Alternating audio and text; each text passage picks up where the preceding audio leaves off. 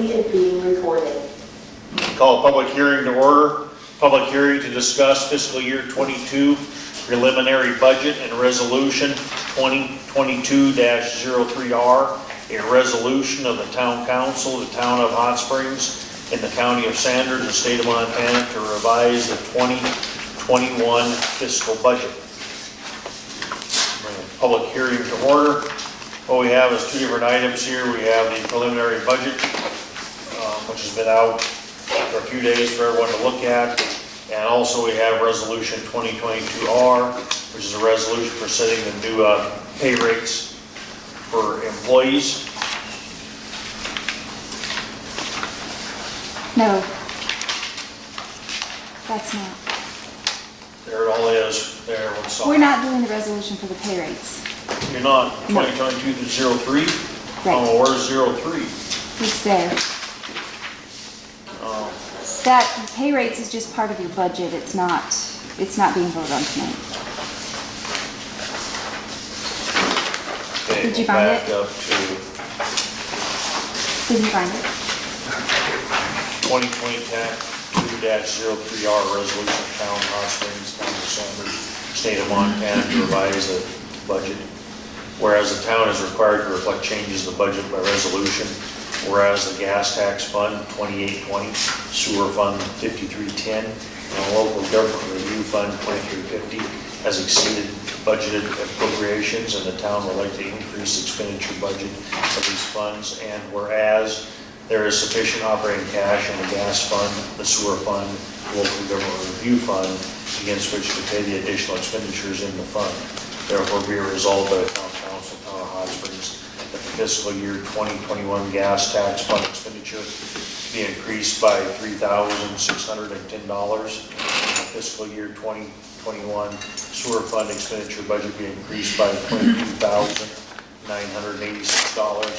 And the fiscal year 2021 local government review expenditure be increased by $150.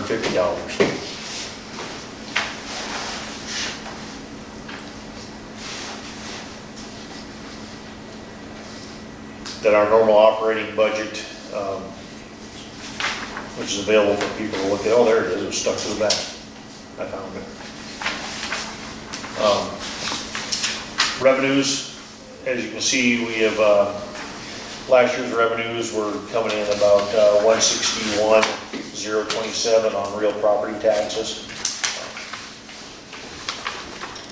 Last year we budgeted 156, so we increased that to 163. The local options tax also the same, as we've been budgeting around 28,000, and last year it came in at 33,551. Of course, these numbers are just arbitrary because we're not going to know official numbers that the state of Montana gives them to the county, and the county's issuing to us. So we don't know. And of course, that all depends on if everyone pays their taxes. So most of the other revenues, as you look down through them, stayed pretty much the same. Most of our revenues we understated last year due to COVID. We underestimated our revenues. Our revenues came in a little higher than expected. So we reflected that.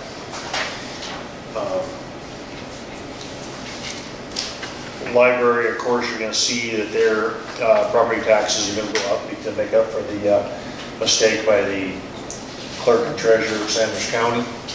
So theirs will be higher to make up those back taxes. So that will only stay, I believe, for 3 years, and then that will go away. One of the things that was hard this year doing the budget, because we had all that COVID money coming in, so it looked like we were getting all this money in, but we got to be careful on that. Just like the fire department transport fund, you know, 105,000 or 107,000 last year. Well, it didn't actually. That was 104, 128. That was COVID money. Of course, the equipment they bought us. So, you know, so we got to be a little careful. Looks a little. Some of the revenues look a little inflated, but that was due to COVID money coming in for different reimbursements. One of the things we probably need to be a little careful on, and I think it's probably going to not affect us as much as the state's thinking, the gas tax 1 and gas tax 2.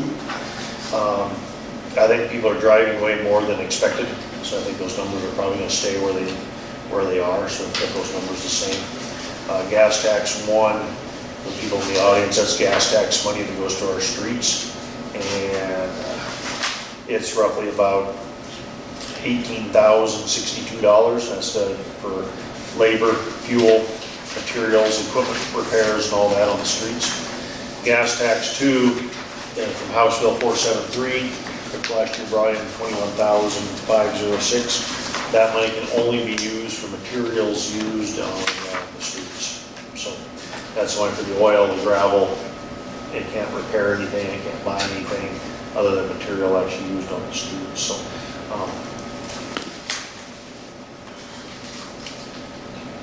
moving on, water.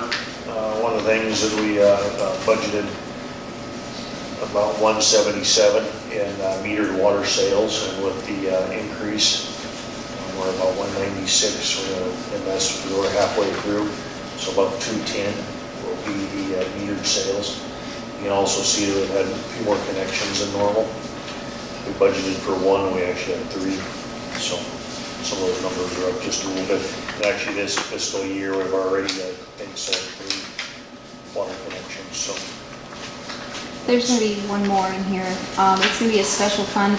I didn't put it in here. I'm waiting for an answer back from Nicole. It's going to be like a 2992 fund number. It's the ARPA money that we already received. It's the 74,000. We received it in this fiscal year, but it's going to be spent in next fiscal year, so it'll be a transfer out, and I'm trying to figure out how I'm supposed to put that into the budget.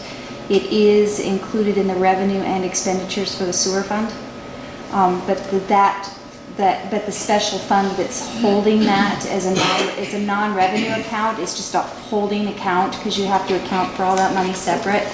So I'm waiting for her to answer me how she wants me to put that in our budget for the non-revenue account, even though I've got it into the sewer account already. So you see it in the sewer with the 74,000, but that other account has to be created still.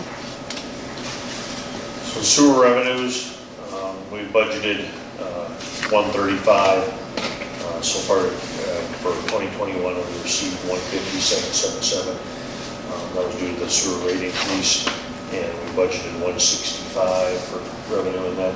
And also the same, our revenues were a little higher on that because we had a couple extra connections, so we did budget for 1 instead of multiple. So there's kind of where our revenues sit. The revenues, of course, keep creeping up every year as we get a little better, which is, of course, good for us. Like our taxable value, when you look back at 17-18, it was about 147. Now we're going to be looking at roughly 163. And then local options tax was running 26,718. Now we're going to be up 34,000 roughly. So those are kind of climbing over the years as property values keep going up and up. With the properties I've sold here recently, I was in a meeting with the commissioners a couple weeks ago, and actually Jessica Conley, the chief financial officer for the county, and she said most of the time even those properties have sold, it probably will not be on this year's taxes. You'll see a little bump. It's probably going to be next year's taxes. You're going to see another bump. I know I got my estimated taxes, and some were up a little, some were down a little, but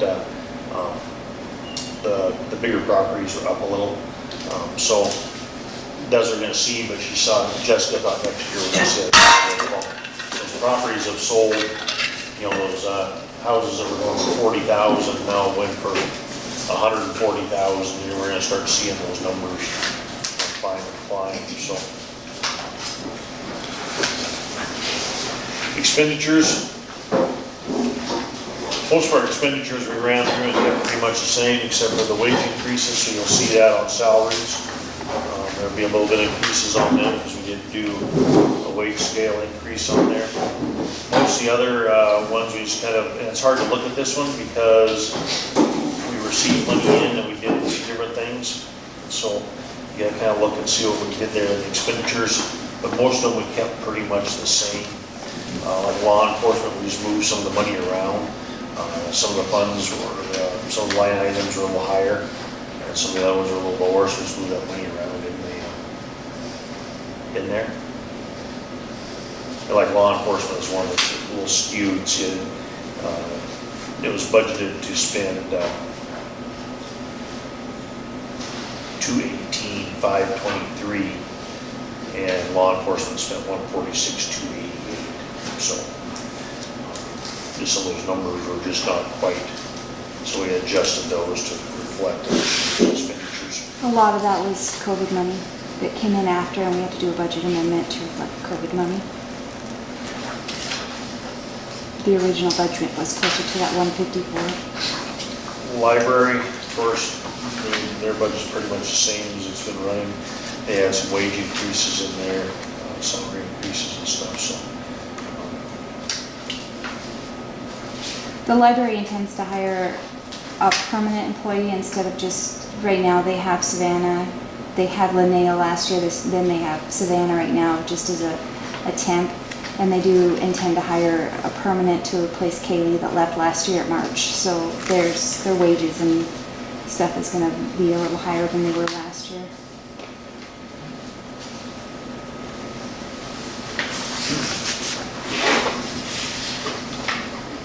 Fire department pretty much stays the same, fire department transport, much same. Street lighting, that one we've audited that a little bit, so we're, we raised that a little, our expenditures went up just a little bit for more lights. Took street lighting from 8288 to 8434, so cover that. Gasoline tax fund, of course, we want to spend what we get there. They told us to budget a little lower, so we budgeted, last year was 18,051. This year we budgeted 17,744. Gas tax, House Bill 473, gas tax 2. That one we didn't spend all the money last year, so we budgeted 49,072 because we still have some carryover from last year. That's going to go into a couple of our stormwater projects on the streets. We need to do some stormwater work on Michelle Street and then stormwater work on North Road to stop some of that water from coming into town. As our engineering report came out on the capital improvement plan, they did quite a bit of work on that, and that's two major places where we're getting continuous water coming into town that's causing most of our problems. So hopefully with that money can help fix that. The ARPA money also is for water, stormwater and sewers, so we're going to be using both those monies. Water fund, pretty much running the same. We moved some numbers around, just as those numbers keep coming up and down. Of course, wages up just a little, but reflect the wage increases. Utilities are up just a little. One of the big things that's raised, and I look back on water and sewer, but how much we spend in testing. Testing is just went up over 10 times in the last, from the 17-18 fiscal years to this last fiscal year. I mean, we went from paying a few $100s a year to thousands of dollars a year. So I was trying to find the testing on this one. I just don't see our test costs. Yeah, $511 in 17 and 18 for water. Last year we spent $3,065.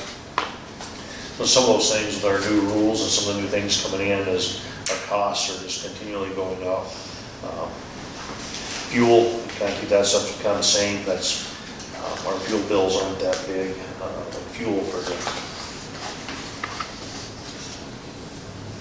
the water system's like $1,600 a year is what we budgeted. We used $1,150 last year. So our biggest thing is in repairs and testing. That's where we're spending the money. And of course, in the repairs, the cost of that material just keeps going up and up and up on us. So, sewer fund, same as a little more in wages. Kind of move some numbers around there, just to reflect that. Move some stuff just to reflect some of those repairs and stuff.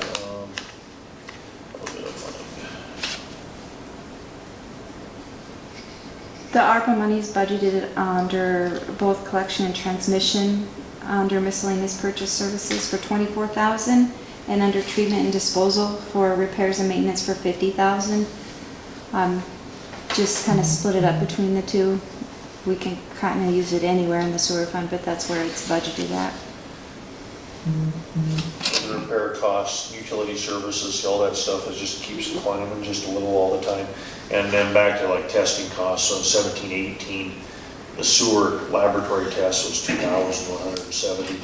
Last year we spent 8,382 on tests, so that's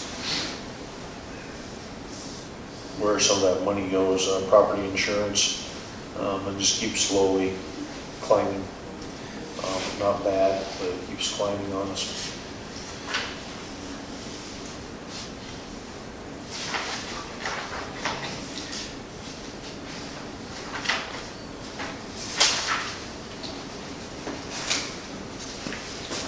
Anyone have any questions? Anyone in the crowd have any questions? One of the increases you see in the wages through water, sewer, and streets is making Dan a permanent employee instead of a part-time temp employee. We've got to pay a few more things on him also, so that increased everything across the board for him as well.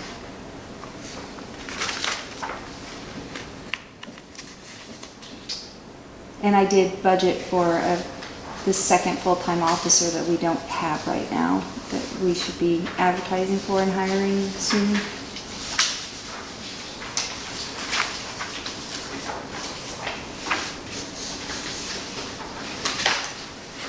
Going to the public, ask any questions?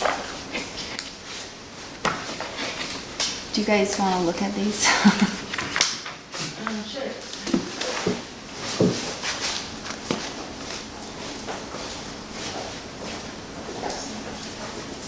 So, this page, this last part of the sewer fund,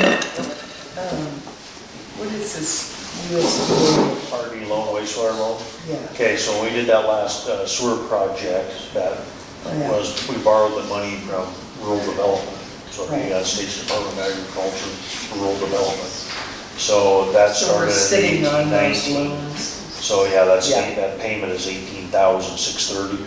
And that changes, that loan payment changes all the time depending on Yeah. RD's interest rates and stuff like that, so.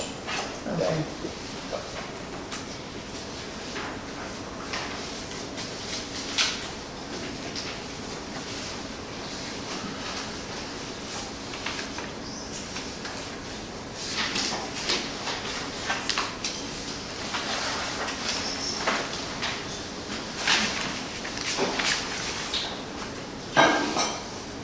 So we're approving the preliminary budget or the No, it's public hearing. public? You will later on. Later on in the meeting. That's where the public can ask questions. Right.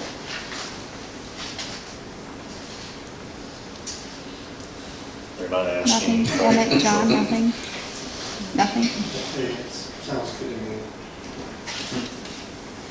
For what it's worth.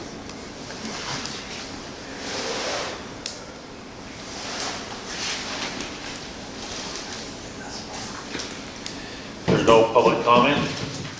No questions? We'll close the public hearing. And also the public needs to know that the budget is available, City Hall, during regular business hours to look at, so. This is just a preliminary, and one of the things that's preliminary is by state statute, we have to approve a preliminary budget, but we don't even have our mill levy numbers or tax numbers or nothing from the state.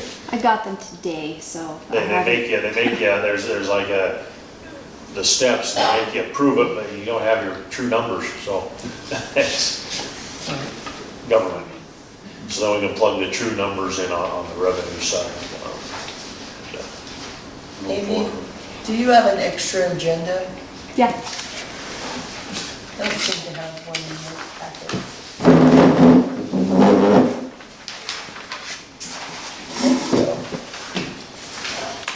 Okay, we'll open the regular town council meeting. Roll call. Smith, Stelter, Weatherman. go, she got kicked off again.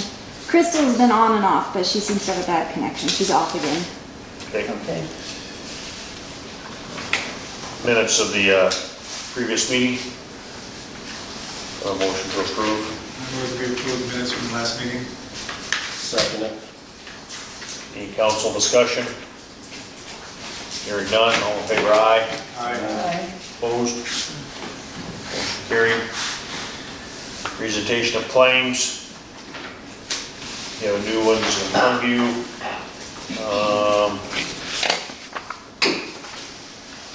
Going down the road.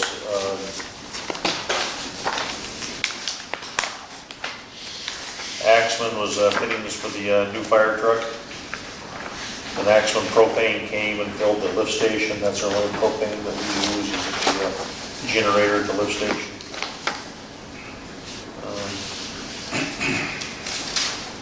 Northwest Pipe and Fittings, the first one here, that's for pipe and fittings out at the lagoons. They're putting in the fresh water system out there at the chlorinization building.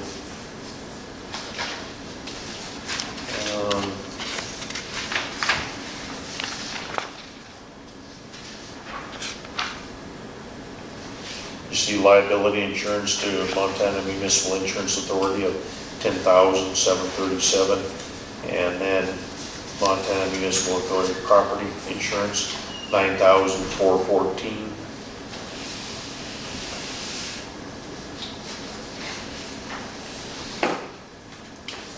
Is that an annual payment? Yes.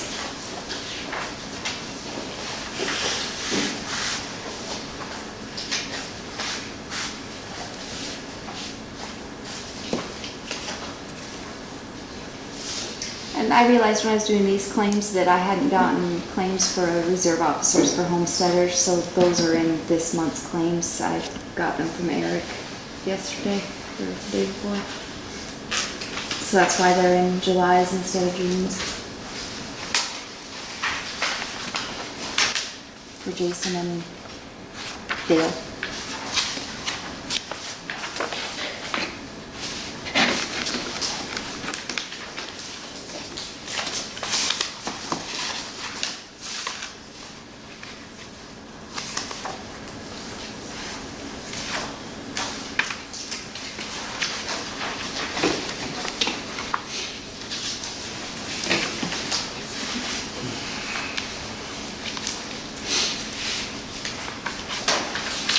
Well, Blue took some money, huh? Yeah, it breaks all the way around, seals and a bunch of stuff, but that's kind of their favorite truck to use. It's a smoking truck. Yeah. Guess if they're gonna bang and dent something and run it all over, and that's a good one for them. Yeah, the tires were balled on it, and then brakes all the way around.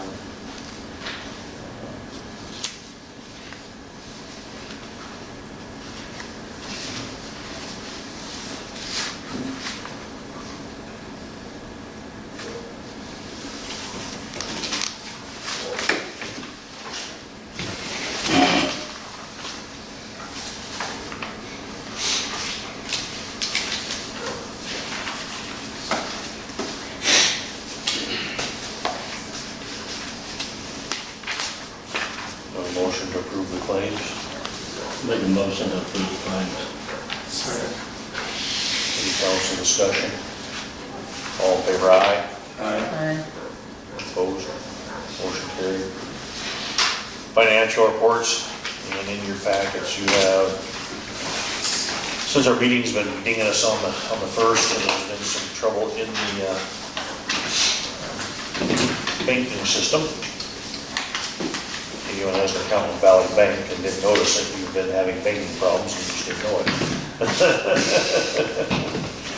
So we think we got everything squared away, so you have last 3 months. I wanted to make sure, I wasn't sure what I had given you guys and not that were absolutely perfect. I wanted to make sure you had them all the way, so you have March, April, May, and June, complete, perfect, finished, zeroed financial statements.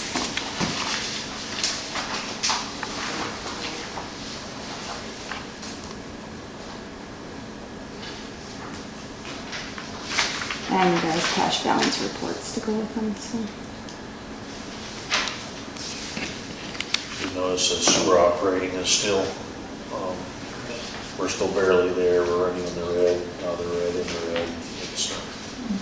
It's I did move that money out of reserve cash. I had to move it out of the reserve cash into the cash account so that it's not red at the end of the fiscal year. So in June, you'll see that I moved the money, the half of the money for purchasing that pickup out of the reserves for capital improvements into the cash fund, so.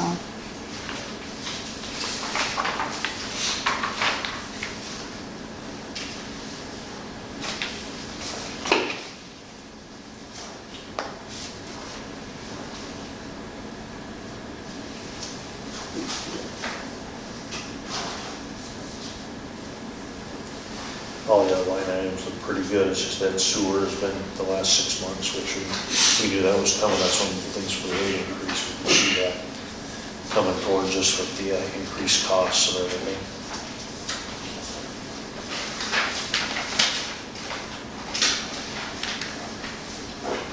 And you can see below that, the 14,750, that's the reserve account I took it out of and moved it up into that line.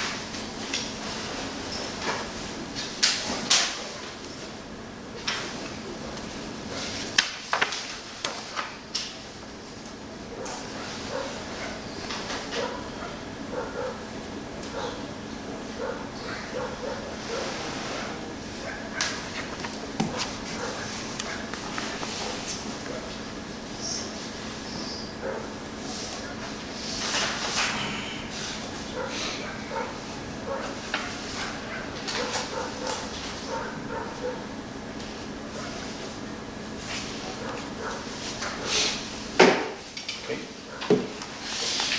Motion to approve the claims, Move to be. financial report, actually, I mean, financial reports. move to approve the financial report. Do I have a second? Second. Council discussion? Hearing none, all in favor, aye. Aye. Opposed? Motion carried.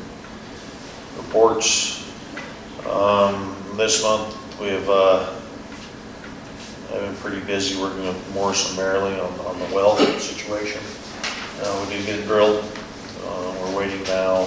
The transducer, which should be here like this week, they'll come do the 72-hour pump down, drawdown test on it, so I get the official markings on all that. Driller finally got it all done. He had a bunch of trouble up there, but in talking to the driller, he thinks we're doing better than what he thought in the beginning. It's even came on TV at some point. There's evidence of that, so. So take more than 40 or? don't? He didn't want to say, but Yeah. he's saying that he thinks it's a good well. He thinks it's going to have good water, so. So that's good. Talking with Morris and Maryland more, this project has just been a nightmare. We have everything back in Kalispell now. There's been some questions on some other things, but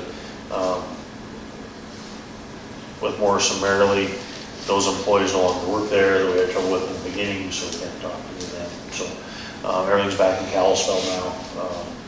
Ryan's on top of it. I've had a meeting with him just to make sure that we're on top of everything and everything's handled in the Kalispell office. Moving it out to the bigger offices and having the professionals or the guys that do it all day long did not work out for us well. So we have it back in the office. One of the things that I just want to bring it up to the council, and I kind of forgot about this, but when you hit the bidding on this, one of the things is a project ceiling for the engineers. That project ceiling is $193,700. After the draw tonight, they're gonna be at $135,998. So, they only have about $63,000 left to spend, and they still have to, we just went to bid, they put everything out on the bidding website last week actually, for the tank. So they're gonna have to be here doing that project, they have to oversight that, and the line extension, if we can get all that done. They're gonna be out of money long before they ever get there, they're gonna be working for free. So, but like I told them, they spent the extra money, they screwed it up, and they understand that. Ryan fully understands that, he's one of the vice presidents of Morrison Metals, and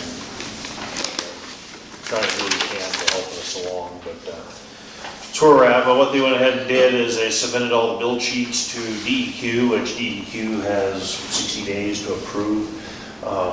What they went ahead and did is went ahead and put it out on the bidding website anyways, just to see what kind of interest they're getting from bidders. So they bid the tank job and they bid the line extension kind of separate, just to see what kind of interest they get. Hopefully get a company just to come in and does tank work only, and get some of these stuff that doesn't work, get that done way cheaper. And a reasonable fee anyways, and be able to get it done. One of the things, the trouble is with the bid process and bid opening and all that, it's pushing us into that fall, winter. It's probably gonna be a spring project again. We're pushed out again, so we're trying to bump it along as quick as possible, at least get some people on their schedule and narrow down and some stuff. So that's where we're at on that. The bids, I didn't bring that information. Do you remember when the bid opening is gonna be? Anyways, it's out on the bidding website that they put all that stuff out on, so I believe it was in September, but I don't remember. So that's where we're going on that. So hopefully the well will be in and done by then, and get some bids on the other two items and move forward on that. Public Works. The big thing this month has just been mowing. They've been trying to do pothole patching one day a week, and then mowing the rest of the time. What's that? I have August 12th on here, but For bid opening? for one of them, but he had me list them for the 5th and the 19th, so that's kind of Yeah, weird. it might be towards the end of this month too for bid opening, just to see where we're at. Pre-bid conference is One thing August is they 12th. got, Ryan at Morrison Merrily, was gonna do too, is contact some of those smaller companies that he's dealt with before, and see if he'll talk to them personally to bid it, hopefully we'll get a little better deal and get some of the reputable companies in here, to do that. So anyway, Public Works, pothole patching, they're trying to do that one day a week, mowing, and then lots of cleanup. They've just been doing truckload after truckload of stuff out of here. Almost daily they're taking stuff out, whether it be leaves and branches and that, or stuff to the dump. So they've been busy this last month doing a lot of that. Fire department, we had one fireworks call, we've had one hayfield fire, and car fire. It's been a couple car wrecks. It's been kind of slow on the fire side of it, which is good. The departments around us, I know, are having a lot of trouble. I know I had a call at 6 a.m. Saturday morning. We were covering in the Polson Rural District and Chief Cliffs District for them, because they were all over at in Finley Point. So it's kind of nice that that's one of those things about our meetings we have and the working together, as we were able, they were able to call me at 6 a.m. and I could advise our guys that, hey, if we get a call over at Finley, Urban Flats, Big Arm, any of that, Elmo, up to date, that we were going to need to go on. Also at the same time, we've been working with the fire out of Thompson Falls, and we've been on alert there too, as we've kind of put some plans together. If it gets down into the structures there, we're sending a couple of our Type 5 engines down there to help with that. one of the things there is there's so many structures that are urban interface and not well defended. What they're gonna do is let the fire roll through and then we'll come in after. So if it was a defendable house, we might have to put some grass and bushes in the yard or whatever and move on. If the house is on fire, we're leaving. It's a burn down. There's just some of those things that people need to really understand. You have to do your part. If you're not gonna do your part, great example is Millie Point. You don't do your part, your house burns down. You cannot defend them. There's just it's like we were talking at the fire meeting. There's at Thompson Falls at the meeting a week ago Monday night. There was 300 residences threatened by the fire. Sanders County can come up with maybe mutual aid and Sanders County and all the trucks they can get. We might be able to get 30. So that's what you end up doing. You let the fire roll through, you go in and kind of clean up what you can and go from there. It's, that's what one of the fire managers down there said. He said a lot of that private property still has blow down trees from last spring, in the yards and stuff. You can't fight that. You let it burn. So it's just one of those things that people kind of put out of their heads, but they really gotta get the trees, the grass, the brush, all that away from the house, clean things up. And there's still gonna be the firestorms like Finley Point. That was, you just don't see fire burn downhill at 2 in the morning at that speed and with that ferociousness. It was, normally by 2, the fire's laying down. It's calming down for the night, usually by 2. And that's when it blew up at Finley Point, was about 2 in the morning, so. We're seeing these, what was, the difference there was 2 in the morning, it's still 90 degrees, 20% humidity, and they got the winds switched directions completely on them. So the winds were blowing up slope, and at that time it switched and came down slope and pushed the fire into the wind. So just what we're seeing. So luckily the Hot Springs district, we have like 4 houses that are in the urban interface, so we're pretty good. But we're getting a few more. There's another one going in right now. Old Hot Springs Road. There'll be another one that'll be harder to defend. It's the trouble getting down those trees, those little narrow 1-lane long driveways. It's just unsafe to put people in there. It's just the problem. So, police report. Motor vehicle contact citations for owner permitting operation without liability insurance, violating the speed zones, operating suspended, failure to provide proof of insurance, speed, following too close, expired registration, and failure to stop violations. The majority of the traffic citations. Miscellaneous had 4 informational cases were started. There were no theft or trespass cases. 1 animal complaint. No drug stuff done.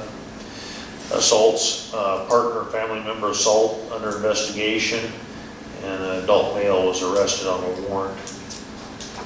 And they did multiple agency assists with Sanders County Highway Patrol, and they tried.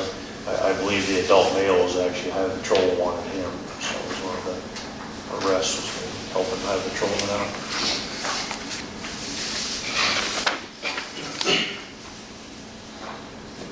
Start on there? No. Council have anything? Clerk have anything? No. Library have anything? Oh, me? Oh, okay. Services to the public. Library hours for July are Tuesday and Wednesday, 11 to 5, Thursday and Friday, noon to 5, and Saturday, noon to 4.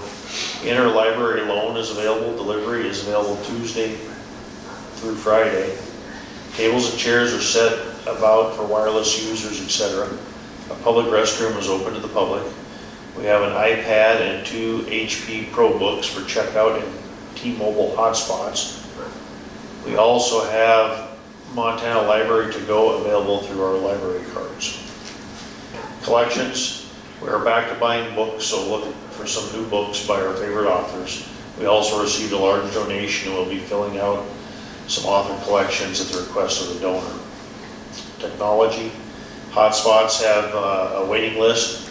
The Montana State Library will be covering the cost of hotspots until September of 2022.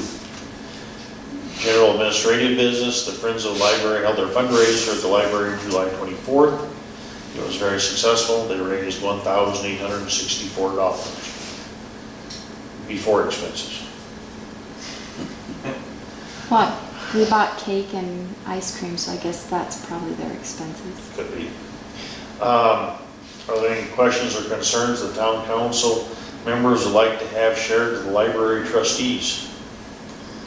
The library board of trustees meeting is canceled for the month of August. So they did, and their numbers are on the climb, because it's nice and cool in there. But they had 350 walk-ins, 115 computer users, and 18 wireless users. So back to March of this same year, they had 176 walk-ins and 68 computer users and 0 wireless users. So their numbers are going up as time goes on. Zoning compliance, a lot of things going on in town, and keeping on top of it, it's kind of like herding cats.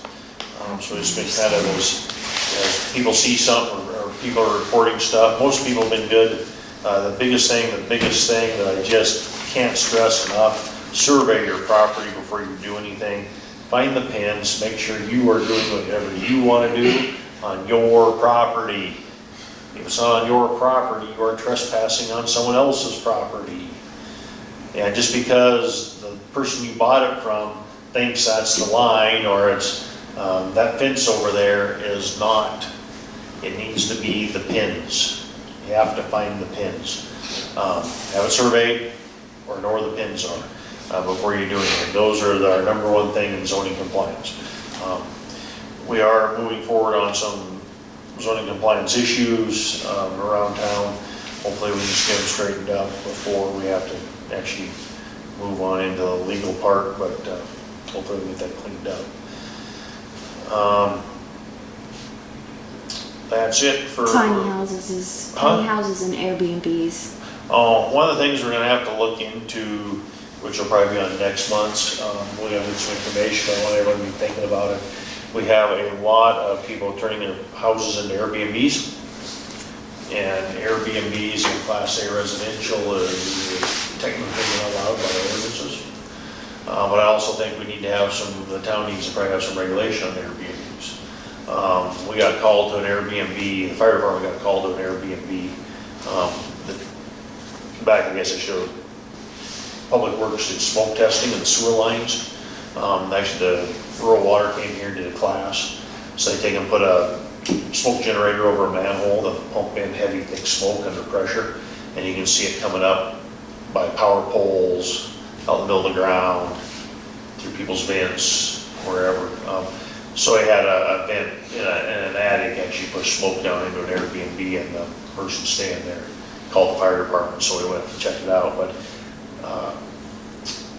the way the doors locked going out the back, so there's only really one entryway, and then no smoke detectors, just a few other minor violations, but like smoke detectors and stuff is kind of a big deal in any residence, and especially if you're coming and renting in these places. So we need to look at some regulations, and whether we do inspections or whatever of them once a year or something, we need to look into that, is regulating Airbnbs. There's going to be lots and lots of them, and I think we just need to regulate them a little better. And does the public want Airbnbs in Class A residential?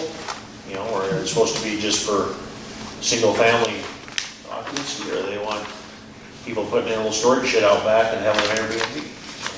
That's what we need to let the public tell us that, but that's for down the road. It's just kind of one of those things that got brought up to us, and we kind of saw some things, and that's just one of those questions. We did have an Airbnb that was renting its place out, does not have sewer. Why don't have any sewer hookups, but they're renting it as an Airbnb. So that's what I mean, is we're finding some of this stuff that's not to our even basic town rules and state rules and county rules. So there's some of the things we're working on that we'll be bringing to you, get some information for next meeting. And of course, that'll be When we start talking about that, of course, there'll be multiple meetings, the public needs to get involved, and it'll be something probably brought up at least 1 or 2 meetings, so. We'll move into new business. First item in new business, approval of the preliminary budget. I move that we approve the preliminary budget. Second. Any council discussion? Hearing none, all in favor, aye. Aye. Aye. Opposed?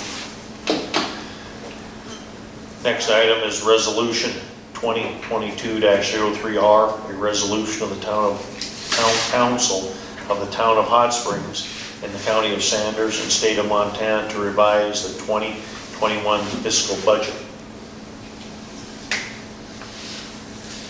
I make a motion, we pass resolution 2022-03R, the resolution of the town to revise the 2020-2021 fiscal budget. I'll second it. Motion made, second, council discussion. Hearing none, all in favor, aye. Since you said resolution, I just thought this was in your packet with your preliminary budget. These are the wages that Randy had me put down, and this is what I used to do the preliminary budget with. So this is where we kind of have the wages at right now in the preliminary budget. If you guys intend to make changes, that will change the budget, so. Yeah, we talked about that at the last meeting, and we asked for recommendations, and I think I'm okay with these recommendations, so what about everybody else? You'll vote on them at the next meeting, but that's why they're in your packet, so. Yeah. Next item is draw request from Morrison and Merrily project. So they've been, having their packet, their draw request, they have all their hours they worked. What they're requesting in this draw is $40,880.83. What did you say their Their ceiling ceiling is is? $193,700. 700, and you think They're gonna be working for free pretty quick. yeah, And what they charge. So where we are in the spreadsheet here on costs.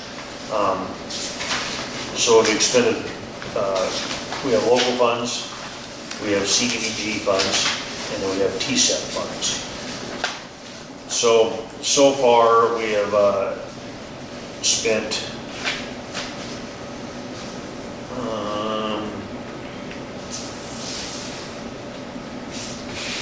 no, my numbers don't add up. Anyways, we still have $390,000 in CDBG funds, and we still have $366,000 in TSEP funds. We spent.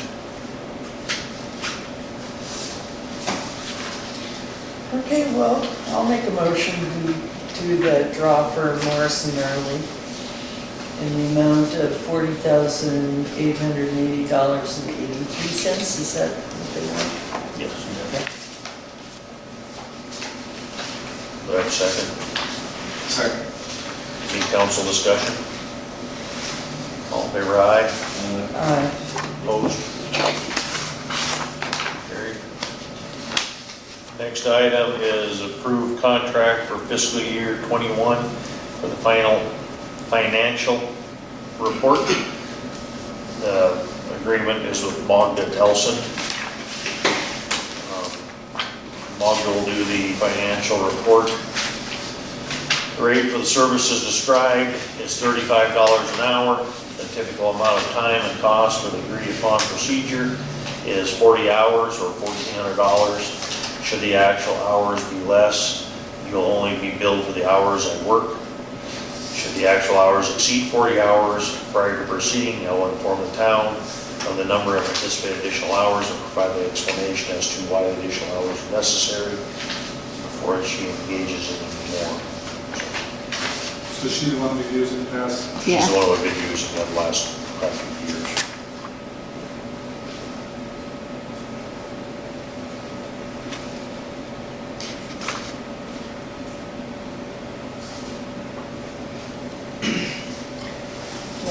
What's her last name, Nelson? Nelson. Her Her husband's husband's name, Willie. Oh, When she calls me, I call her ID, says Willie Nelson. that's right. Nelson. He used to be the Tiorama South manager. That's where I first met him. I've known him, I've met him about a few years ago. Yeah. So, Okay, well, I make a motion that we approve the contract with Magda Nelson for fiscal year 2021 annual financial report. Second it.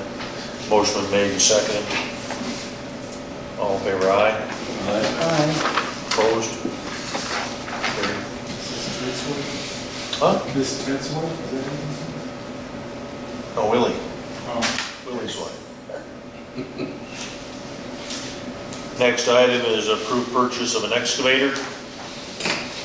You have your bid sheets in your packet.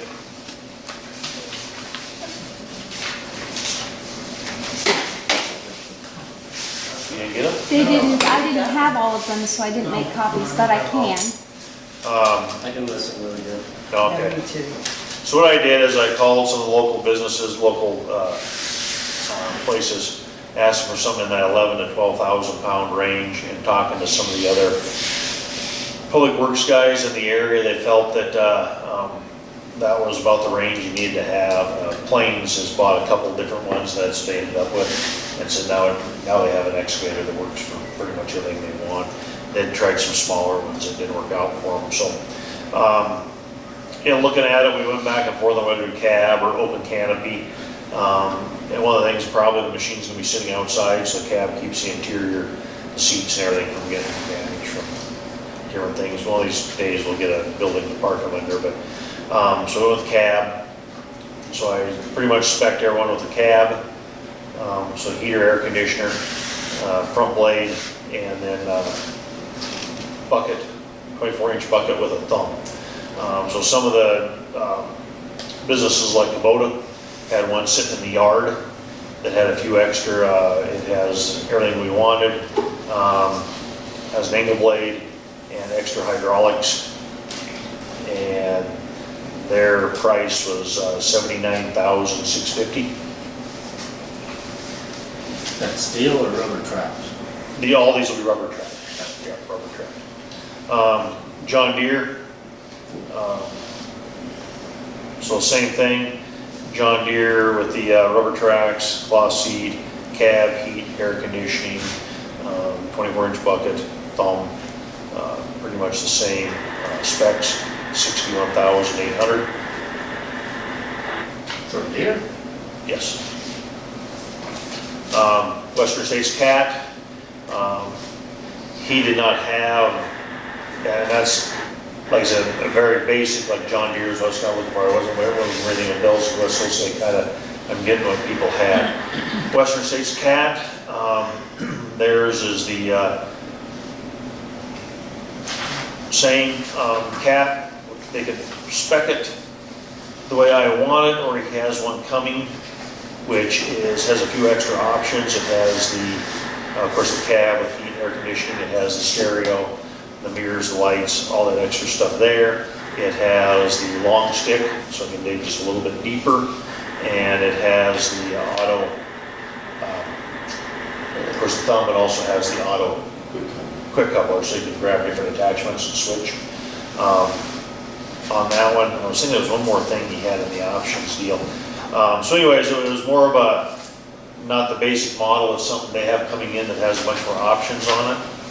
And Cat's price was $61,703.39. And that's coming into the dealership? Yep, that's on its way. It's supposed to be there end of October, 1st of November. Next one is JCB. The mini excavator, he has the cab, rubber tracks, dozer blade. That was the thing, is the John Deere. The John Deere was a fixed blade, the Cat is the four-way, the JCB is a four-way front blade. Lighting package, radio, thumb on the dipper arm, and then the couplers. that was the thing on all of them. I wanted one extra coupler out on the arm, and Cat had one extra more than that. I believe the Cat had, like I said, just had some more options because that's what they had coming in. He said it could spec out the one just like the John Deere, just a basic one, but it would be, he figured, like April before we would get it. Oh, yeah. It's just, they're kind of way out there. So anyways, JCB, and we have a representative from JCB here tonight.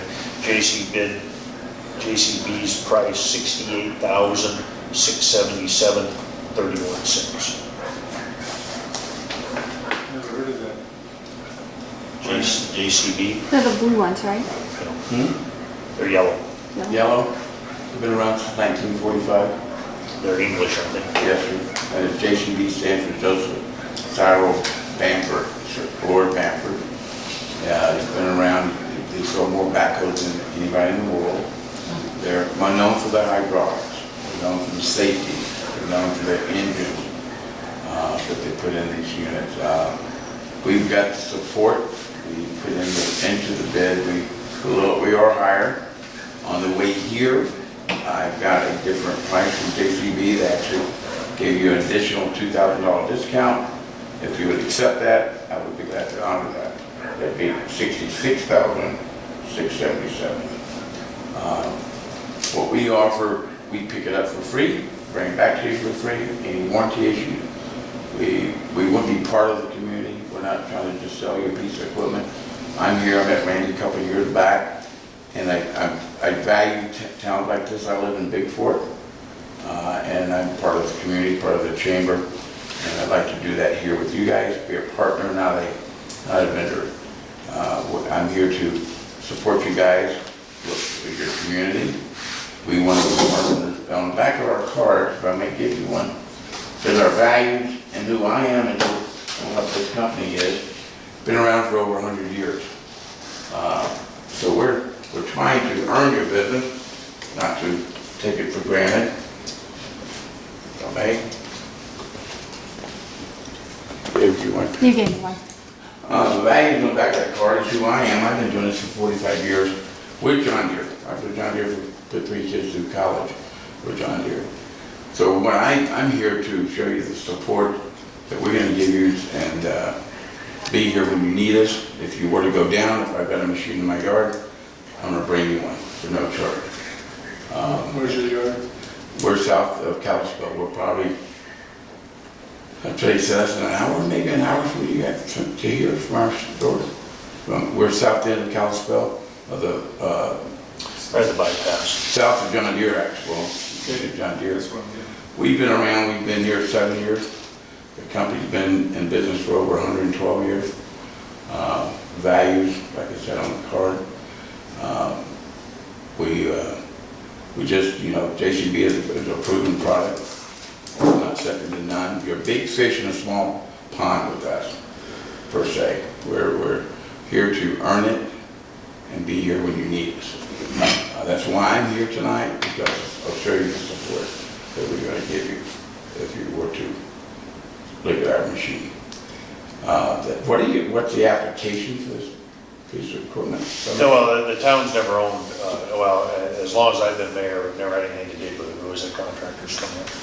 Okay. And one of the things with us is we have lots and lots of digging projects, and it's always based on when we can get someone to us, which isn't conducive for a crew doing other things, so we can plan stuff and do our own. So with the ARPA money and with all the other monies coming in, is we are putting in storm drain systems, we're repairing sewer systems. We have probably, I'm just guessing off the top of my head, probably about 200 service line connections that we dug up and replaced. So we have a lot of digging in narrow alleys where you can't use a backhoe or anything like that. It has to be a excavator that can swing and dump it into a dump truck. So one of the things I've looked at the numbers back and forth of renting them, and it's been our experience when you rent something, especially for a town, you rent an excavator for a month, which is $5,000–6,000. Well, then all of a sudden something else comes up, and you get to use the machine for maybe 10 hours of that whole month. And so it's a big expense to the town, but something the town's going to have forever. And then we're not being tied into having a contractor come in, which most times have backhoes. Right. Like the last time we was digging in an alley, it tore up, and it, ended up hitting the neighbor's fences, and I mean, it just was, we just wanted to try and get away from that, so. Part of it is that the town can be more of doing their own projects. It almost needs to be an excavator Right. before we're digging what we're doing. I think you got the right machine for what your application is. So what's your warranty? Warranty is 2 years, 2,000 hours, bumper to bumper. With that being said, you're gonna be here when you go down, we'll replace it. I've got one sitting. I'll bring one out personally, drop it off, pick up yours, and take it back for no charge. That could be, that right there could be $600-700 from each one of my competitors to pick it up and bring it back with you, $1,200 to $1,500, $1,400. We won't do that. We're not gonna charge you that stuff. We're gonna be here for you and supply you with the loaner until yours is fixed. We do have service techs. We got 2 service trucks, field trucks. Our machine is already on order. We'll probably be receiving it within 30 days. It could be 2 weeks, it could be 4 weeks. But it's already been on order. We ordered probably over 300 machines before COVID, and so we're receiving those as we speak. We have turned the corner with the JCB product line, competition. We've exceeded competition, the market share with this product line. It's been around forever. I'm from Denver. I opened up the Denver store, JCB at that time. John Deere converted to JCB. So it's a good, well-proven product. You're not getting and the resale value is great. We're our company, we're just, the availability on a lot of our competition is a hit and miss, and may not, because we experience the same thing. They tell us it's going to be here next week. Call us next week because it's going to be a month. But these machines have been on order way before COVID. We got proven, got references we supply you with. We probably got, since I've been on board, they brought me on board. I came out of retirement to do this, help these people with market share. We've turned that corner where we've got the market share on that product line. We've got techs that's over 20, probably over 60 years experience combined. Myself is 40 years. My co-manager is Keith Hill, been there 27 years. Our price department, we do parts and service, sales. We do it all. Our response time is quicker than probably most. Getting the machine back to you is probably, we beat our competition by probably, they'll be 3-4 weeks out, we're maybe a week out. Is this similar to what you're proposing, that size there? Well, it's Website? 45Z, Yeah, it's a 45Z, or 48, 48Z. 48. Yes, sir. That would be it. Similar to that? Yeah, we beat my competition on about every deal I've been on in the last year and a half. So are we going to be using this as soon as we get it? I mean, is it going to be involved with a... Well, we got all kinds of, we're, as soon as one gets here, but, Another thing that's on this machine that the competition may not have is auxiliary hydraulics to the end. If you ever needed a breaker, to put a breaker on for busting up the concrete or the street or chisel, you'd have that capability. I don't know if this, when you go get a JCB, you get everything. It's all standard. so it has quick attach? Yes. Hydraulic thumb, a progressive thumb, where a lot of the competition has a 75% thumb or 80%, where you can only open the thumb up 75 to 80%, where this is a progressive thumb, will open all the way back to the arm. So that's the advantage of the JCB. Just a proven track record. And you're, like I said, you're big fish in a small pond with us. We're going to listen to you, what your needs are, and respond to them. My phone's on 24 hours a day, 7 days a week. I've got a lot of customers down in this area that will testify to that. Because they call me, and I'm responding, Saturdays and Sundays. I understand, I've been doing it, I take a lot of pride in what I do. Well, and with those probably, you know, these projects we have coming up, which is, I guess like I told the engineers the other night, is we're paying lots of money to have our projects screwed up with engineering and contractors and all that. Like I told them, my own employees can screw it up just as good and we can do it way cheaper. A lot cheaper than availability. That's the thing right now, even in the rental yard, you can't get one on rent, but don't have it. Yeah. We've got more inventory than most of our competition in that size of machine. Are you wanting us to make a decision tonight on this?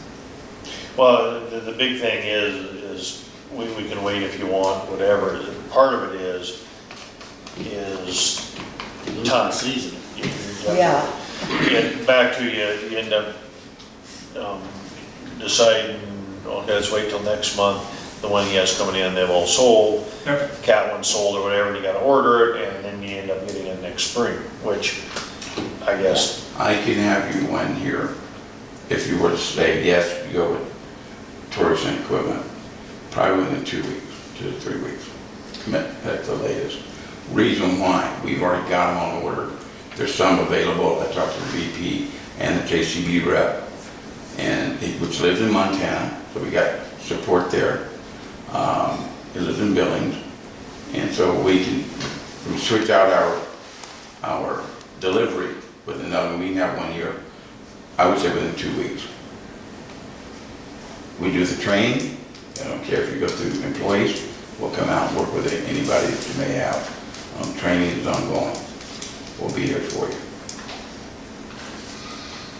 All inclusive in your price. Pardon me? Yes, sir.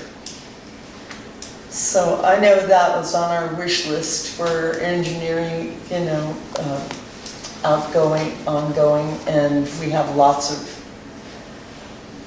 projects that we can use it on, and we're just launching into August, and the main thing I think is some of the projects they're going to be doing, especially with this stormwater and everything, if we can get going on that and get started on some of it before we hit the fall and winter, it'd be nice to get Michelle and North Road done. Your budget that you looked at tonight did have 62,000 figured in for a machine, just the preliminary budget. There was room in there, 65 I think I put, because I just had to pick a figure. I put a $65,000 budget in the general fund for this machine. It's already So it's included in what included in we the budget passed. you looked at, yeah. It's coming out of the reserves of the general fund, but it's in that expenditure budget that you have in front of you. Yeah.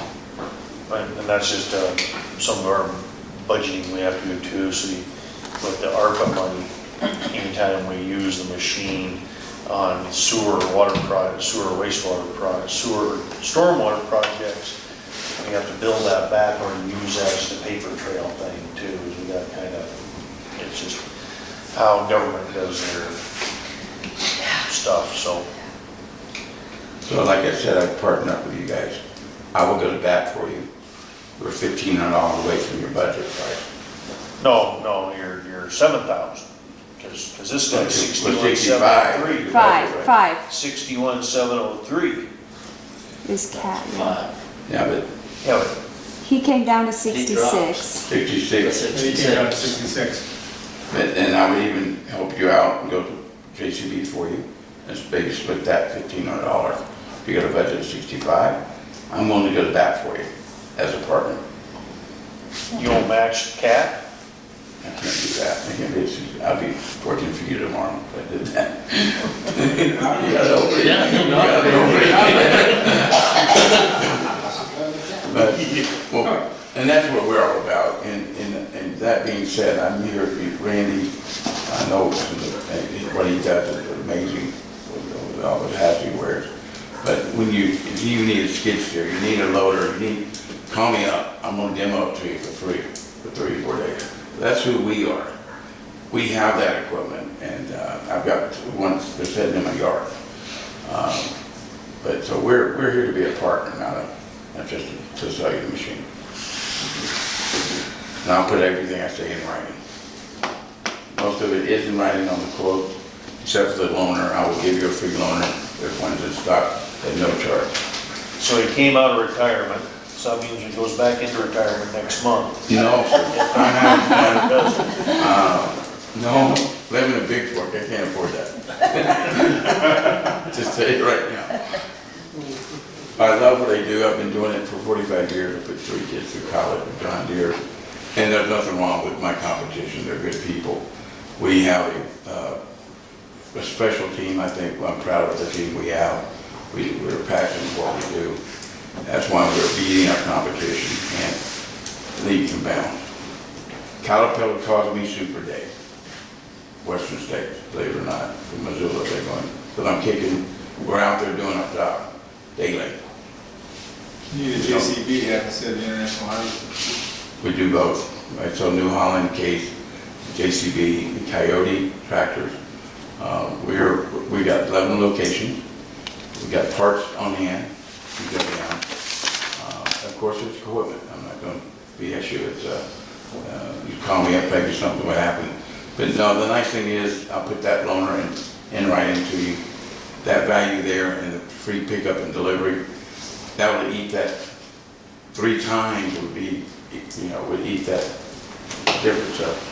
So you tell me your machine's gonna break down that many times? No, I'm saying my competition. That's exactly what you just said. Well, my competition. Your machine's gonna break down 5 times in the warranty period. No, if they break down, they'll tell you it's FOB their yard. You gotta ship it to their yard. You gotta haul it or they gotta come pick it up. That's $600-700 per round, the $1,200 round trip. I won't charge you that. Well, the council could maybe make a motion to approve the purchase of an excavator and let you decide if it's under, Well, you got, it puts, for the budgeted amount in the, well, this is just where, Yeah. as the public needs to weigh in if they want at any time. yeah, Well, one of the things normally when you go to bid, you take the lowest bid. yeah. And then, and Torgerson here they're offering some more things. You put that, you weigh that. Is that worth $5,000? You have to weigh that. Or the cat, for instance, is coming late October and November. Well, and he That claims we he's gotta- gonna have one for it, so if he guarantees that, we'll put a drop dead date on him. I would do that. I'd take that challenge. Yes, go ahead. One of the things to consider, I guess, would be if any of those other bids include any sort of service and backup contract like this gentleman's discussing. Well, Western States is 24 months, 2,000 hours, and so is CAP. Kubota, I don't think we have, the Kubota is $75,000. I think Dakota's kind of out of the ballpark. There's one sitting in the yard though, we could have it tomorrow. What model is that?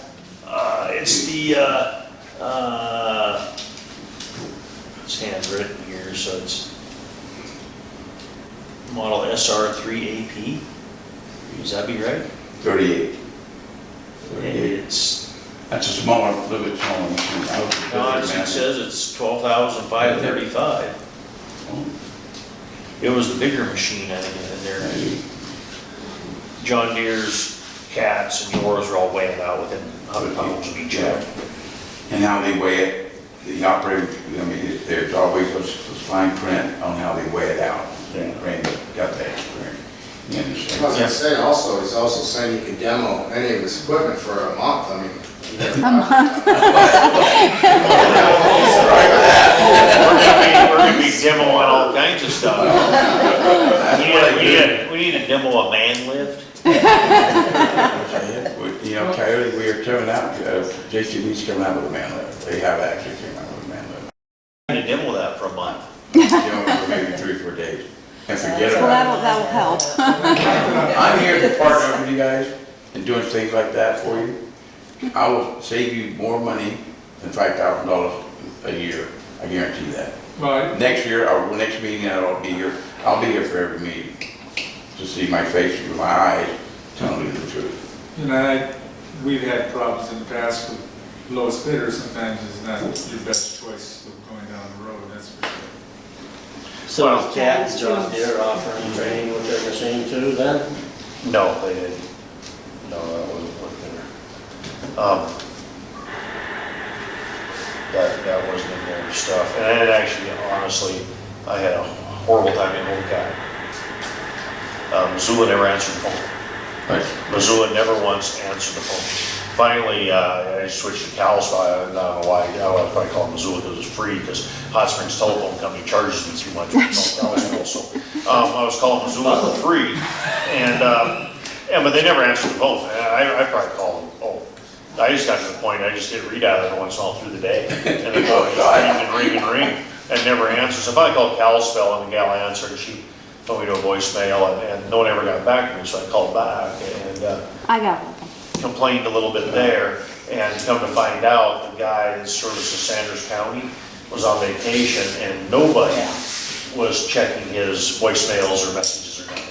So there was 2 weeks worth of stuff piled on his desk when he got back. He was not very happy when he called me. Well, if you look at, Negative. RDO's a good company. I was a manager for RDO for years with Ron Offit is his name, and Christie Offit.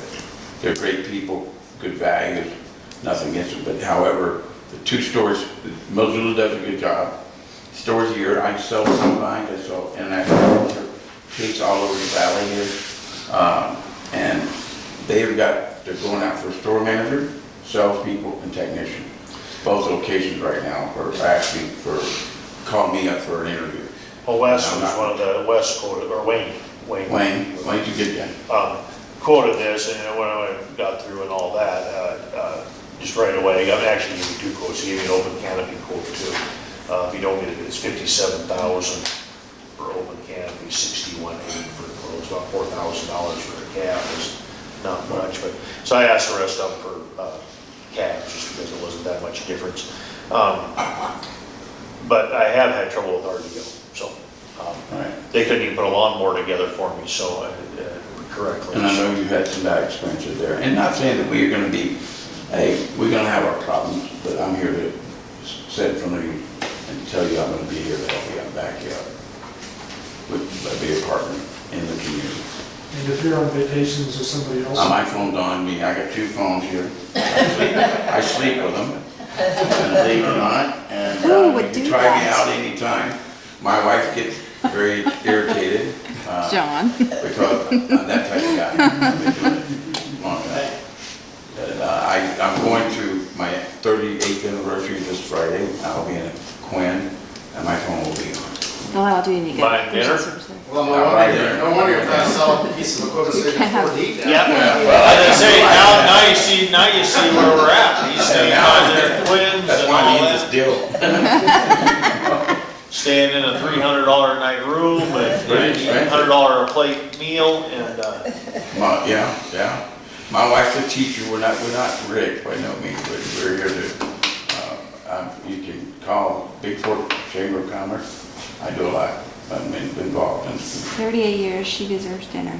38 years, I better give her something, you know, so, that's what, and that's, for some reason, her physical therapist told her about this cleanse, and, we were here 2 weeks ago for a customer on a Saturday, a 4th of July. I was here, came down to get a part, came to you, wasn't it the 4th or 5th, I was here, at your location to get a part for a customer that was down.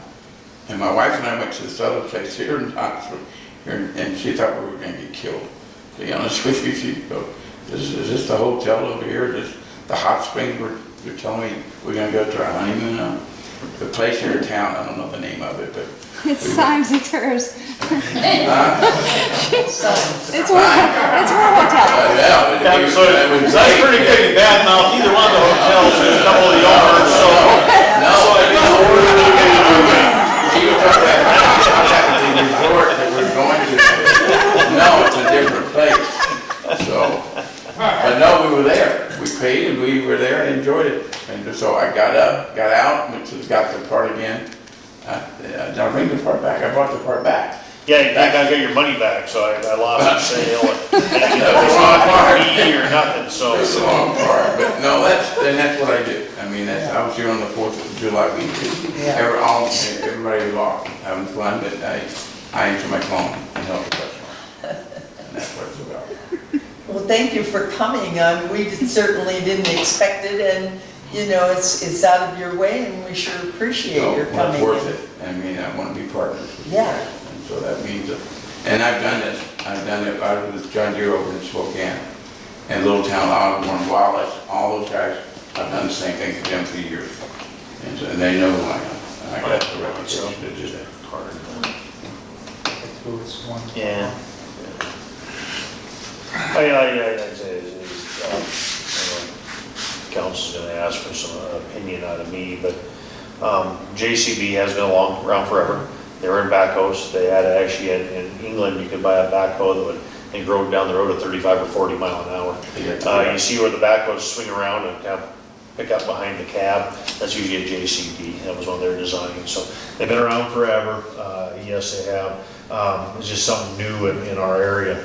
Are they better than a Cat or a John Deere? Don't know. Is the service better? Could be, I don't know. You know, Cat and John Deere are just some, of course, known names around here. That's just part of the, JCB was just more of an English type thing. You can get one quicker. Are we gonna put 2,000 hours on in the next 2 years? Probably not. Right. You know, I'm not sure where to go. You know, he's gonna come to 65, which still makes him, you know, 4 away, 33 away. Right. He's gonna haul it back and forth for us, give us a little more, probably a little better customer support than John Deere or Cat's going to, because we're little tiny guys for John Deere and Cat. They're not gonna talk to us after the sale. You know, they won't even talk to you to get the price. I mean, they're not gonna talk to you after the sale. You know, it just is, John Deere and Cat are just big names. You get mad at John Deere, you get mad at RDO, you can call Sandpoint to Pappy and get the parts too.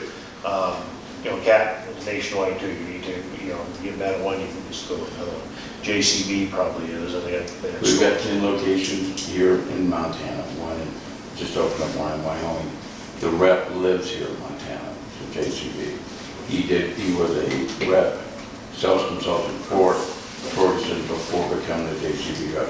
So we got him as a pretty good rep for supporting us as a dealer. You can pick up, if you're not happy with me at any time, pick up the phone and call Eric Torgerson, call Brian Torgerson. They will answer the phone. I will personally bring one of those two people out here to meet you guys. You're not buying it from we're buying it from a team. I mean, we're a family-owned company for over 112 years. The only reason I'm with that company is because Eric Torgerson himself came out and approached me while with another company. I sold more market share, more tractors than anybody in the region. And he goes, we need you on board as a trainer. I'm training their salespeople as of tomorrow. So they're actually, that was started in Havre? They started, yeah, Havre, Cutbank, they have probably, I don't know how many thousands of acres up there. They're farmers. They own a ranch. Yeah, they go back, they own about 14 quiet tracks last year for their farm. And those are $900,000 tractors. Ed, you ready to make a decision? I think we need to. I think Pat's kicking our butt. If you want to do anything this season. Sounds like you need one sooner than later. And I- Well, and I said, as soon as we got one, we'd start some projects. Actually, we had one Thursday. I know someone that wants a water line put in. Yeah. You guys do it too. Hey, if she ever brings me a check, there's part of it. And there's, you know, there's a couple more water things. Like I said, if the town had, I think what we end up doing is we end up putting jobs off because our contractor, the guy we use, sometimes isn't available and all that, and just kind of thinking we could just go do some of these jobs and some of this cleanup stuff. We have some culverts that need closed. I mean, it's just on and on and on. You know, all those deals we had, you're gonna be using it. We have a sewer and a water and sewer already paid for that we're waiting to do. Waiting on Wayne. Yeah. Not counting the water up on the hill, not Yeah. counting Leslie. No, Ready to make a decision then? You ready to make a decision then? I'll go with the consensus, because, you know, Yeah, it's just really hard to get, yeah. you mean, because we have.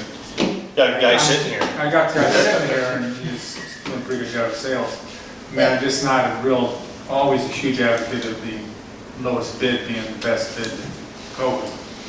Well, at the phone company, we have both John Deere and Cat, and I'm real familiar with the service from both of the places, so. But the fact that they're, out so far, I mean, and we're not gonna take Kubota, that's way over our price. Yeah, Yeah, I was actually a little shocked when it came back with that. yeah. So,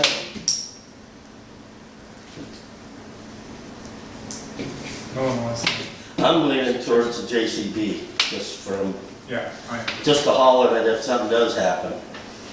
yeah, that's It's a a pretty pretty good big service expense. for us because we're in the middle of nowhere. And, but also the center of the universe. Right. So, And I guess that's what he's trying to say too, is we're Yeah. buying it from a small dealership that's Montana owned. It's not owned by some corporation in South Dakota. You're not talking to somebody in South Dakota. Or it's not owned by Western States, it's just owned by some conglomerate. I move that we purchase the Traco, it's Traco, right? From JCB, For 65. 65. yeah. Second, Any other council discussion? Call before you dig. North side of town already. yeah. Right? We don't supply that. Actually, both holes we have to dig, there is a line through there. What if he doesn't come back at 65? I will make that happen. He's gonna make it. Okay, I will make that happen before, I will Okay. be on the phone and I will rewrite mine. I can initial it now, you can sign it. I'm gonna take it in and say, guys, here's the deal. We need to throw some money, I'll get JCB to throw some money at it, and we will throw some money at it to make that happen. Does that mean we still get hats and coats, or? Absolutely. I don't mind buying it. no, you can't buy that, that's not allowed, that's No, not it's not allowed. allowed. No, But you guys don't get that, sorry. On the ground, but. There's a box of stuff in the cab, when we get it, there's a box of stuff. Right, and that's, I do that, and I tell you what I do this for a reason, and I supply the coach with JCB on the sleeve, or on the thing that says JCB, because that's, you mean, and I spent thousands of dollars this year on this, on coach, because we beat our competition, and I want you to be part of that club. All right. See, it's a club. Club. Under It's a $50 donation. club, it's gotta be an under $50 Yeah. club. Motion's been made and seconded, any other council discussion? No. Hearing none, all in favor, aye. Alright, Opposed? Motion carried. Appreciate the opportunity. Next item, open container on street closure request for bikers against bullies. Is that why you're here, or are you just I'm here just here to for? listen to what they Okay. say about that, yeah. Oh, what are you gonna tell us about it? I'm not gonna tell you anything about it, I just wanna hear the outcome. They don't know the day, they know the day, but they don't know the time frame of when they're coming in yet. So I know she did put on Facebook 1 o'clock, I did see that. Oh, did you? Okay. It is on I just read Facebook. the letter that she sent Yeah, me. the letter doesn't say, Yeah, but I the letter saw doesn't that she say. had advertised on Facebook for 1 o'clock as the event time, so Which day is it again? August 28th. 28th? August 28th, And that's a Saturday? I believe So so. that's on the calendar. I'll look at the calendar. Oh, Yeah, I'm sure. yeah, I'm pretty sure it is, but. You got it in it? 28th is a Saturday. Indian rodeo in Polson. Yeah, that's true. I don't know if we're gonna compete with I that. haven't heard anything about it as president of the Chamber of Commerce, and she's my vice president, and I haven't heard one thing about it. She's in Alaska and got a phone call from Brenna, and then he sent this to me from Alaska, like Tuesday, the day her last day she could send me something to put on the agenda, like late at night. So that's why she's not here, she's up in Alaska, so she hasn't had a chance to talk to you, Yeah. I'm sure. Well, I can have her, I can call her up and have her give you a call if you'd like. that's okay, my meeting's on Thursday at noon, and, but, but Well, because but it is for not. here, we need yeah. to know a date and we need to know some set times before the council can make any decision on it. We can't just leave it open-ended. But we It's don't gotta have be- a council meeting before the event, That then they have to have set times tonight. The council cannot leave it okay? open-ended. They can't just say sometime on some day, you can have an open container. The council cannot do that. So can I call her while you guys are still working through and make that happen? Get some set times and then we can probably make something happen. But we cannot- Because we need street closures and That's, all of that's that on kind of the stuff. paperwork that she sent. Yeah. But the biggest thing is just date and times. We gotta The have date is the 28th, but. between 1 and 5, noon and 4. Okay, I'll find that out. I'll be right back. Okay, so what we'll do is we'll just, always move on. While he's out of the room, we'll move on to request for ordinance to allow golf carts in town. And we have a public speaker on that. Hi, good evening, everyone. I've actually been driving my golf cart for a couple of years around town, to the delight of many people. Because anecdotally, I was told that provided I did not drive it drunk and create a public nuisance, that it was perfectly fine. So sadly, last Thursday, someone pulled my husband over. We think it may have been the Sanders County Sheriff's Office, but they informed my husband that it had to be parked unless we could tag it through motor vehicle under low-speed vehicle laws. So I started my research and there was like a whole lot of stuff to be done.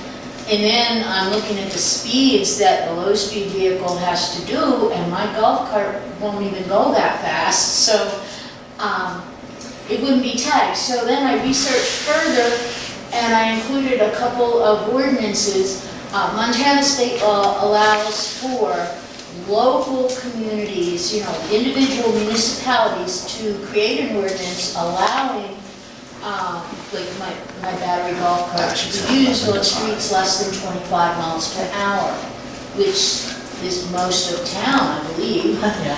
So, but sadly, I can still be ticketed unless town does do such an ordinance. One of the, Polson has an ordinance they enacted in 2014, I included that in the information packets. And they actually have an annual safety inspection of such vehicles that they allow, and a permit fee is paid to the town. So this is a way you could generate a little revenue. Not that I'm all for more government, but you could, I would certainly gladly pay a reasonable permit fee for mine. There is some safety equipment recommended. I have already added rear view mirrors on both sides and a horn and lights and all that for my own personal safety. So none of it's really out of the ordinary. And I So think you have turn signals and brakes. I was using hand signals. So you have headlights. So I have headlights and taillights. I can, if the town decides you want them to have operating turn signals and all that, I can certainly make those adjustments. Do some of these golf carts go faster than? Well, I'm not sure about any of the gasoline-powered ones. They appear, I've seen a few cruising rather rapidly around town, and they're gasoline-powered, so I'm not speaking for those. There is verbiage to address this, to call them like, what was it called? Neighborhood electric vehicle is one designation if you want to exclude gas-powered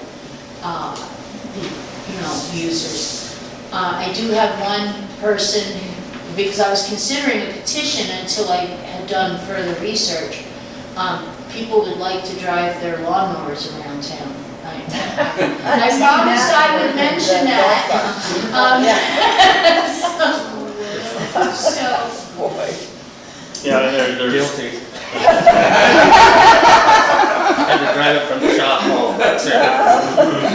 yeah. yeah. I think, for the ease of writing an ordinance, for ease of stuff, I think one of the things that, four-wheelers, side-by-sides, all that are required to have lights headlights, taillights, and brake lights, brake light, of course. Mirror, rear mirror, and a horn. Yeah. And that almost should be required of any vehicle that's out on the roadway in traffic, so they have a brake light. They can use hand signals for left, right. But lights, mirrors, and horn is pretty much what. Do you think we actually have gas golf carts in town? Yeah, the Stinger boys have one, and does Doug White have one? Yep. I'm trying to think, there's another one I think I thought around. Doug's was a battery. No? Some of those gas engines can be cranked up, turned up. I know like the one the Stinger boys have, I mean, it probably does 15, I mean, it doesn't, it's just an old golf cart deal. You know, I like the electric. Small carbon footprint. Yeah, get me Yeah. started, It's very get me quiet, started. very quiet. it's Because, efficient. yeah, electric vehicles pollute more than a gasoline vehicles. And until the public realizes that, they're just another false thing. Well, Get me something in a started. gas. You're gonna get me started. Yeah, like the speed So this around isn't- town, if they're this doing isn't something- 25, that's too much. Austin and Denver, they go on propane mowers, all these gas mowers, landscapers, they can be running to propane. And they're having big tanks on the side, so it's, in other cities, they are actually doing that. So what we can do is I guess what I'd like to do for the council, again, just research, just a touch bit more, bring back with just some touch bit of rules. They kind of fit easily, so you don't have to, you know, rebuild a golf cart or nothing, but it has, you know, lights, mirrors, horn, which is pretty easy to install. Run those same little, because on the state little form there, and then do like I think Polson's $25, isn't it? Yes. Permitting fee every year, then you just have it checked real quick and go from there. I know like on some of these, they want a full windshield and all that, and I don't think that's necessary because you never get any speed to it. The so- state law does not require a vehicle to have a windshield, but it is required to have windshield wipers. I'm just saying, I had this discussion today. Batting five. Yeah. That's weird. So that's I guess that's where I would be on this, is to just look around just a little bit more, draw some up that's not real. Polson's even has, you know, you can't be on Highway 93 or Highway 35, you know, I mean, there's a bunch of stuff. I mean, we could probably work something up pretty easily. That's pretty easy for people to be able to meet. You know, golf carts have been a part of Hot Springs all the way back to Richard Schaefer was one of them. I mean, he had more lights and more flashy things on his golf cart. Carl Proctor's tractor around His town. tractor and lawnmower, because after you have Yeah. too many DUIs, you don't have a driver's license. So, you know, that's one of the things that on the golf cart, do you require a driver's license or you just require an age limit? So, those are some of those things you should think about a little bit. Yeah. Personally, you Yeah, probably that's should why I have, gave a few examples. you know, should have an age limit, or should they actually have a driver's license? So, I mean, some of those things we'll put in to bring back to the next meeting, is just some of that stuff, we're just gonna write it up with some, that the Hot Springs, but there's gonna be some questions like driver's license or age limit or, you So know. the officer that stopped you, was that was inside the Gary. city limit? What? It was Gary. Oh, Gary's It was one Gary. of ours. Yeah, And he also told the Stinger boys they didn't drive there too. yeah. Okay. So he didn't pick on just them, he's, You got everybody.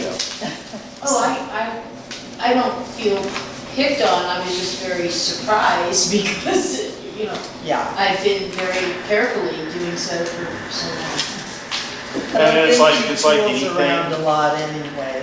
Pardon? She's my neighbor, she doesn't tool around too much anyway. well, it's like a lot of things Well, I is, do go around when there's been an event, I've gone around and picked up trash, I have a grabber and I put a trash can on the back and I'll just Well, pick up that's trash. community I take- minded.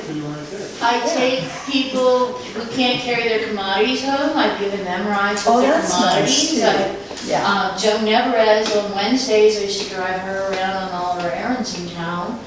You know, so I do try to have it be a community-friendly vehicle. And there's always the people that do everything right, and then you're doing it, then you get some kid in here that gets one and starts causing problems, and then so you gotta kind of restrict it Yes. before the problem starts type deal. Exactly, which is why I'm here with the research I did. I'm happy to do more research for the council if they would like. Will do. And that way, if you've got this in place and we've got more people coming to town, you've already got the town protected on that topic.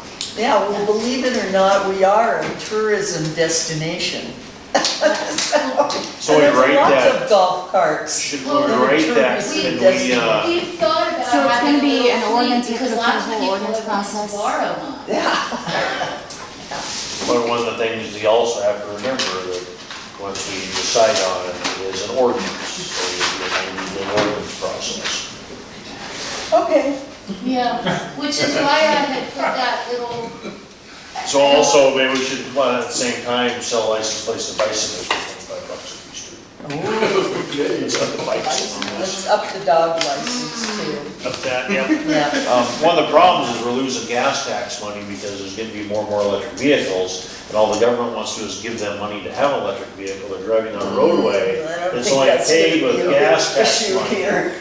So we gotta try then and recoup include the the gas gas tax. golf carts in your ordinance then. Yeah, we have to have gas golf carts help pay the gas tax. So, I have 2 lawnmowers, they all use gas. Yeah. so we'll, that'll be, Yeah. we're not gonna do anything tonight, we'll have more next, so next meeting we'll do some more research and have something written up, so everyone can look at it, and get it finalized, and then we'll go to the ordinance process, if everyone wants to do it. So let's go back to open container and street closure request for bikers against bullies. I called her, she said 11 to 5. And she said she was having, she also texted Brenda was gonna come to the chamber and, this Thursday, I guess. Yeah, Chamber, Brenda was gonna go to chamber and let everybody know, you know, Okay. bring it up at chamber. yeah.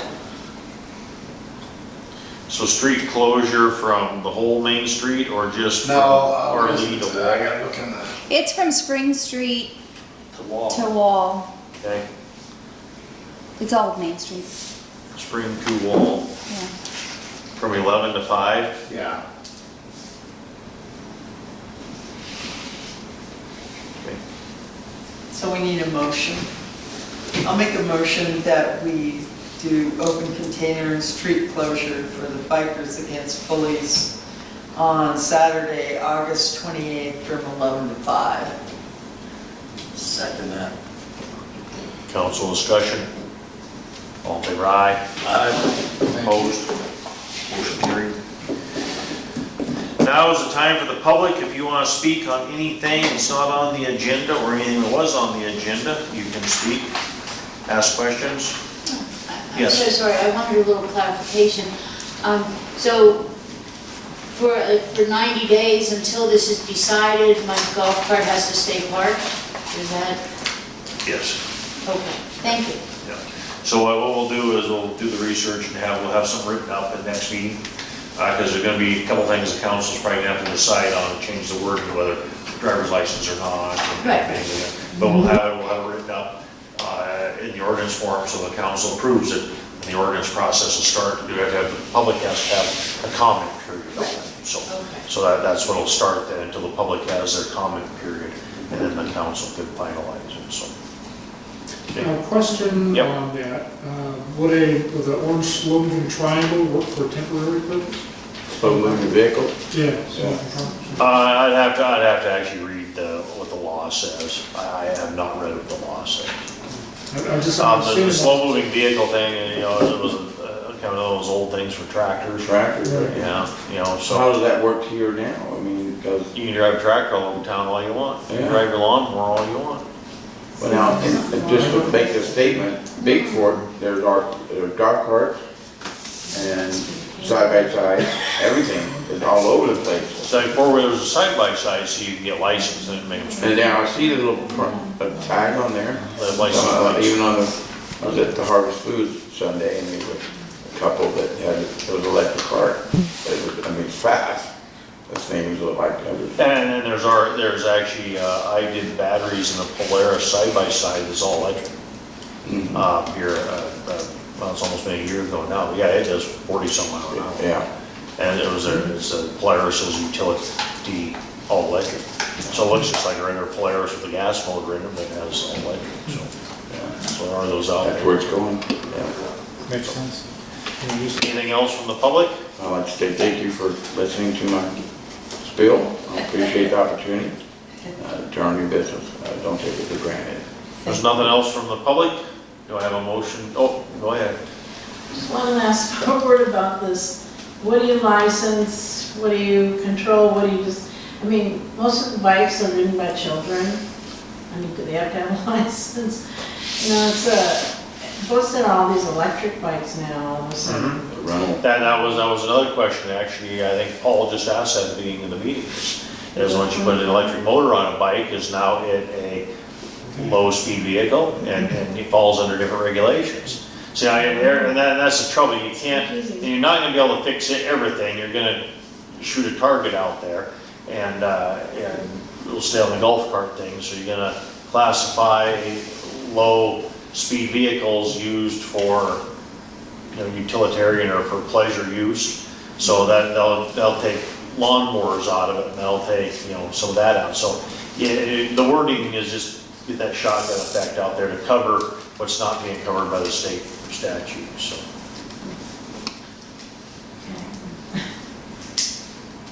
Nothing else? Motion to adjourn.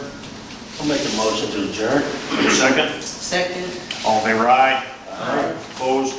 Meeting adjourned. Thank you. I learned a lot. I got 5 pages of notes. You took notes on the I meeting? took notes, I did. I want to learn what you guys are all about.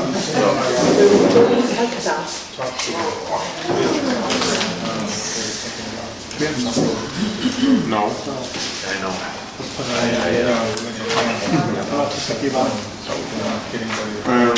The process for me would be like that, send it to you guys, This is good, you know, sign it.